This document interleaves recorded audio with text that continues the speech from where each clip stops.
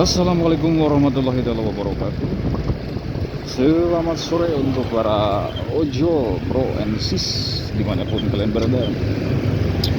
Mau kasih cerita nih untuk tips, karena lagi susah-susahnya cari uang ya. Banyak oknum-oknum penipu itu dengan segala cara beliau melakukan hal yang tidak baik, termasuk yang terutama kita yang terjadi di lapangan kepada ojol, kepada seller. Jadi tips ini untuk terkhusus yang seller atau penjual toko ataupun ojol gitu kan. Saya ceritain pengalaman saya barusan. Jadi si customer Gojek ini yang pesan order, dia pesan barang gitu kan di GoSending dan kebetulan masuk ke saya. Nah, dia bilang ke saya, langsung ketitik aja bang, katanya. Oke, kata saya bilang, langsung saya kan ketitikan. Nah, sesampainya saya di toko seller gitu kan, kena pengambilan gitu kan, dan untuk barangnya memang belum dibayar, senilai sekitar 1 jutaan lah. Kaos apa namanya 25 pieces itu. Berarti satunya kalau dari 1 juta ke 25 pieces itu sekitar 40.000 satunya. Nah, tunggu transfer dulu katanya, kata si toko juga, baru bisa diambil barangnya. Oke, saya nunggu tuh lama banget. Nah, udah lama kemudian si penipu ini yang pesen Gojek, yang penerimanya ngechat ke saya, itu udah ditransfer katanya. Cek aja ke WA-nya si sellernya, dan memang kebetulan itu fotonya bukan dari bukan dari screenshot mobile banking ya, memang dari link aja, yang memang itu dari ATM gitu kan. Struknya memang itu persis sekali dengan yang aslinya, seperti kayak benar-benar memang ditransfer gitu kan.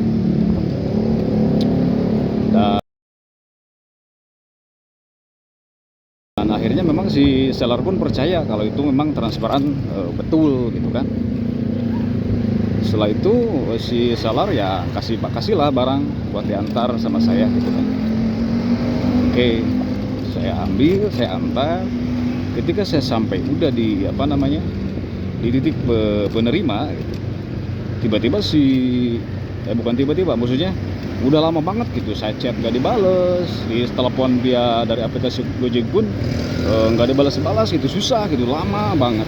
Pada akhirnya saya sebelumnya kan si tokonya juga agak ragu-ragu gitu, takut kena tipu juga, jadi sebelumnya memang minta nomor saya, dan kebetulan saya hubungi juga si sellernya, bang tolong minta nomor yang pesen Gojek ini, yang pesen barang gitu kan.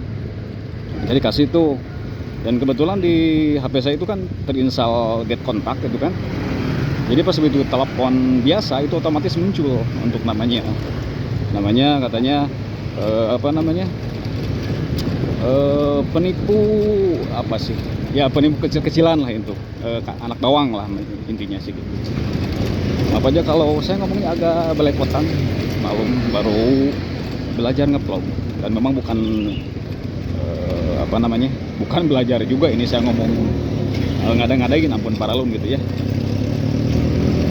dari pengalaman barusan. Jadi untuk menghadapi trik and solusinya gitu nantinya ke aplikasi, supaya bisa barang dengan aman kembali lagi ke seller gitu maksudnya. Karena memang kalau misalkan tugas kita kan cuma ngambil dan antar ya, sebagai dari Gojek gitu kan.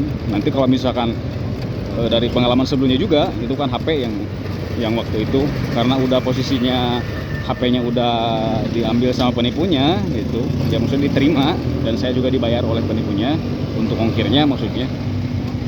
Jadi kasih pengirim minta alamat penipu ya, saya gak bisa, karena memang lokasinya titiknya di pinggir sungai. Ini ke topik yang lain dulu ya, biar ngerti dan paham gitu kan, biar nggak terjadi. Pada akhirnya Ya saya telepon ke call center Gojek pun, karena barang udah diterima, call center Gojek pun bilang ke saya, ya tugas saya udah selesai. Sebagai driver saya udah selesai, tugasnya cuma ngambil dan antar. Beda lagi kasusnya yang kayak barusan yang saya alami. Itu kan posisinya si barangnya masih di saya. Karena udah lama nunggu lain sebagainya. Si penerimanya pun baru ngeh nih. Ini yang topik yang sekarang ya, yang lagi saya bahas.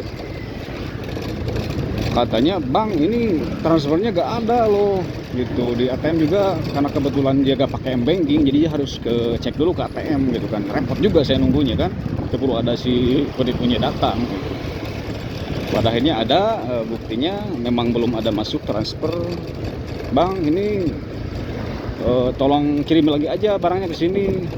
Waduh, sebentar, kata saya, kan saya dalam artian gini, saya harus ke report dulu ya, maksudnya laporan dulu ke call center Gojek, karena memang ini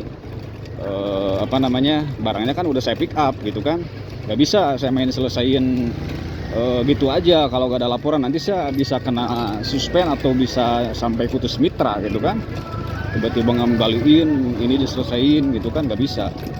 Padahal saya telepon Gojek, ya intinya solusinya kita nggak usah bingung, jadi kita telepon call centernya dulu.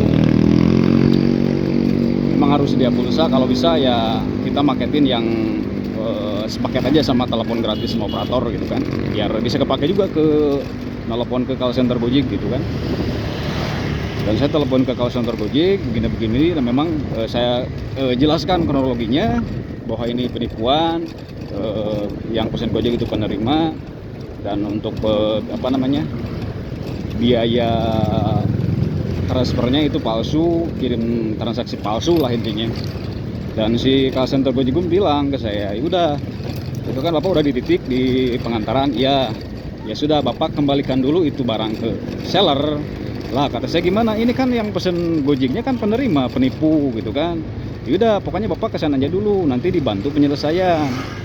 Nanti gimana kan ini maksudnya saya juga masih penasaran kan, bertanya-tanya ke call center Gojek. Ini kan yang pesan penerima, penipu. Nanti kalau misalkan ini dibantu penyelesaian, nanti si penipunya bikin laporan gimana?" "Enggak," katanya, "aman, karena kita yang selesaikan," kata call center Gojek. Oke lah, saya pun akhirnya OTW lagi tuh, dan saya hubungi dulu si sellernya. Oke, saya OTW, saya udah telepon call center gitu kan, udah aman, nanti saya OTW. Kebetulan ada banjir juga pas pulangnya gitu kan, pas baliknya banjir, hujan gede deras banget gitu. Lah singkat cerita, kemudian saya udah sampai tuh di lokasi sellernya, dan saya pun melakukan arahan yang tadi call center Gojek arahin ke saya. Saya telepon lagi, maksudnya telepon lagi ke call centernya. "Pak, begini-begini, tadi saya udah laporan begini ke call center sebelumnya." Saya jelaskan juga kan ke kronologi yang sebenarnya saya jelasin lagi itu ke si call center Gojek yang saya di lokasi pengirim di seller, ya penjual maksudnya gitu kan. Nah, si Gojek nanya, call centernya maksudnya, "Tadi kata call center yang sebelumnya gimana?" katanya. Nah, ini saya disuruh ke pengirim lagi gitu kan. Nah, saya disuruh mengembalikan barang. Setelah itu saya disuruh untuk menelepon kembali ke call center. Oke lah, saya telepon lagi, "Pak," gitu. "Ya sudah, kalau begitu memang katanya tunggu dulu beberapa saat." Jadi biasalah dia minta nomor ordernya yang GK itu kan, kalau gosen bala lah saya kasih gitu kan. Tunggu tuh berapa, ada 1 menit lah buat pengecekan katanya. Oke, setelah pengecekan beres, ya udah clear, kata si Gojeknya, "Ini dibantu penyelesaian tapi aman kok, Bapak tinggal menjalankan order yang lain," katanya, "kalau misalkan itu." Jadi intinya beraktivitas seperti biasa lah gitu kan. Ini order udah dibantu penyelesaian dan sebagainya. Dan memang kebetulan untuk ongkirnya ya ditanggung, karena itu PP ya, pulang pergi ditanggung yang sellernya itu, mau gak mau gitu kan. Dia juga kan udah selamat juga, barang harga 1 juta kan lumayan, cuman ganti ongkos PP doang lah, mungkin gak terlalu rugi lah ya. Itu aja sih tipsnya dari saya, bila mana memang dapat orderan kayak gitu, tapi harus posisinya barangnya di driver, masih di driver. Kalau udah barangnya diterima sama penipu, itu kita call center Gojek maupun kita gak bisa bantu, karena memang tugas driver itu cuman ambil dan antar. Terus juga untuk seller, lebih hati-hati aja kalau misalkan dapat orderan yang khususnya nih biasa ngirim pakai pengiriman gosen instan gitu kan, yang dari jualan-jualan media sosial, kalian pengantarannya via kurir gitu, kurir Gojek ataupun Grab ataupun Maxi, Midrive lain sebagainya lah ya. Intinya harus benar-benar dicek dulu untuk transfernya. Jangan sampai kita tergiur karena dia udah transfer gitu, ada bukti transfernya via sekarang lebih canggih editnya gitu kan, karena ada setruk gitu dari ATM, bukan lagi dari screenshot banking ya, udah kita kirim aja gitu, padahal itu kan udah editan juga gitu kan. Lebih hati-hati aja untuk seller atau siapapun lah, intinya saya kasih informasi ini untuk lebih waspada gitu.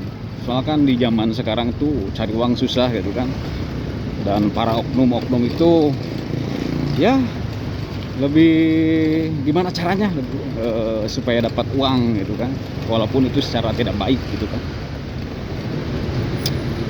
Mungkin itu saja yang bisa saya sampaikan. Sekian, selamat sore terkhusus untuk para ojol, bro and sis. Selamat sore maksudnya. Salam satu aspal dimonitorkan. Assalamualaikum warahmatullahi wabarakatuh. Saya Alan Awiar pamit undur diri. Semoga informasi ini bermanfaat dan penting untuk bagi kalian, untuk untuk solusi bila mana sesuatu hal terjadi seperti yang saya alami. Oke, sekian, terima kasih.